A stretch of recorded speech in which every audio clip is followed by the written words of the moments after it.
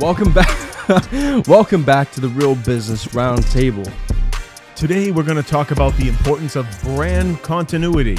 What is brand continuity? Why is it important? Hey, What are Andy. some examples of making stupid mistakes when it comes to your brand. Hey, Andy. What is brand continuity? Brand continuity is I'm gonna talk like him. Ready? Keeping everything streamlined and the same when it comes to color palette. Wow. The color code.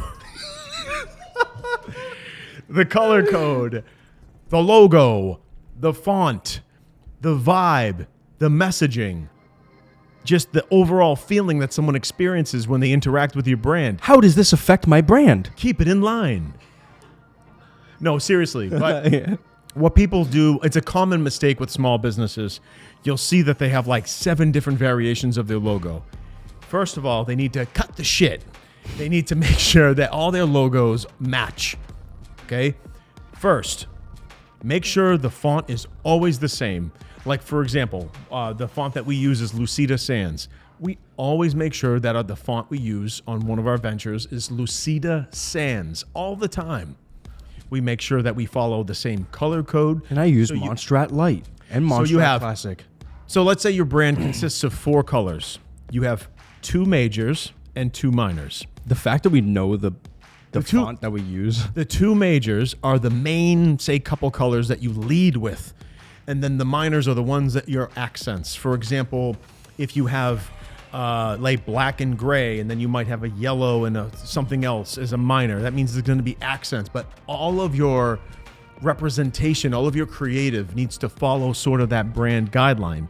The last thing you want to do is create confusion because it makes you look not so professional. It makes you look sort of all over the place. White, black, and gray should never be your main colors. Yeah, don't Never. You just use don't use different logos. It's very simple. This is a very short episode called Brand Continuity, or the importance of brand continuity. Is you need to make sure that that stuff always stays the same. Keep it in line.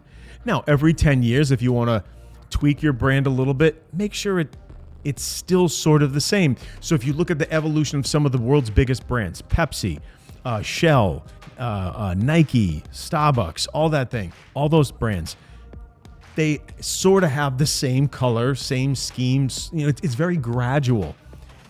Don't create a completely different logo unless you're so early in business and you're small enough where it doesn't matter.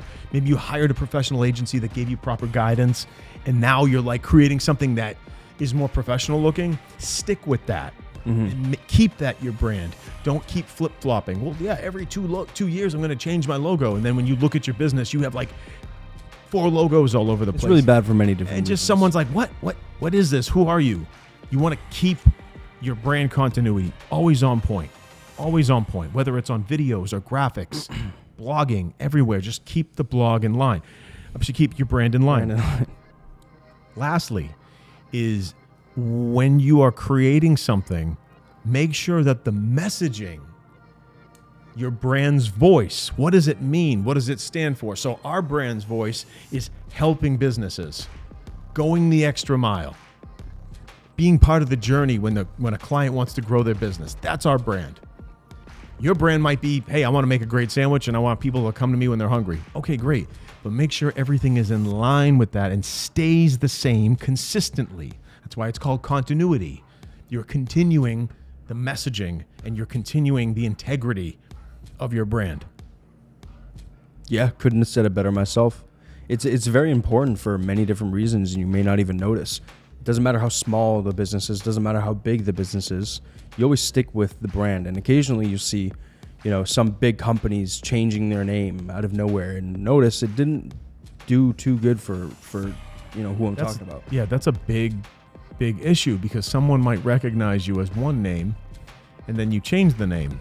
Like when somebody acquires a competitor, sometimes they're afraid to change the name because it might scare a bunch of clients away. They might get spooked out. So then they acquired another company that is operating under a different name and brand. Yeah. I'm trying to think what else is there about brand continuity?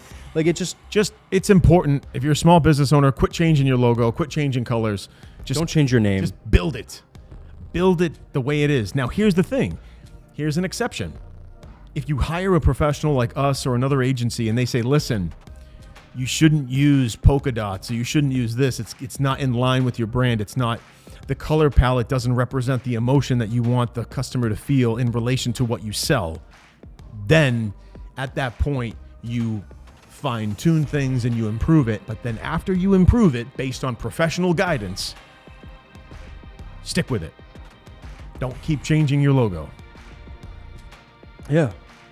Yeah, no, that was good. Thank you so much for joining us today on Real Business Roundtable. I think that this was a really important topic for people to understand, especially when, you know, starting your business, building a business, whatever part you're in. You know, you figure out at the beginning, you get your brand, the theme, the font, the color, everything together, and then you grow with it. You continue with it. You can start up different businesses, you know, that have different logos and stuff like that, but I would never change it. Yeah, Thank you for watching. Yeah. Subscribe. Thank you for watching. Subscribe. Thank you so much for joining us today again on Real Business Roundtable. Peace out.